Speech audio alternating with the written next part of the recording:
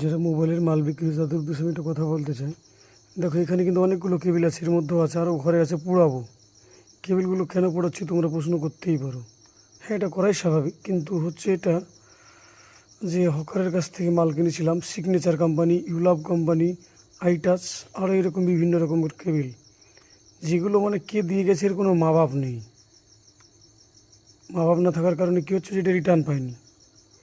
তো সবাইকে বলবো যে ব্যবসা করার আগে বা কেবিল কেবিল চার্জার ব্যাটারি যেগুলো গ্যারেন্টি প্রোডাক্ট বেচার আগে একটু দেখে শুনে কিনুন। যার নির্দিষ্ট দোকান আছে বা বহু পুরনো দোকান বা বহু ভালো ছেলে রিপ্লেস ভালো, তাদেরকে দেখে কিনুন। নইলে এই ধরনের শিকার আপনাদেরও হতে পারে। আমার যেমন হচ্ছে, এগুলো কোনো লস বলা, এটা এটা খুব একটা লস না, মানে খুব একটা বড়ো অ্যামাউন্ট না, ছোটো অ্যামাউন্ট, কিন্তু ভাবুন এটা যদি বড়ো তাকের অ্যামাউন্ট হতে কী অবস্থা হতে পারে। তাই আপনাদেরকে সাবধান করার জন্য ভিডিওটা বানালাম। Thank you.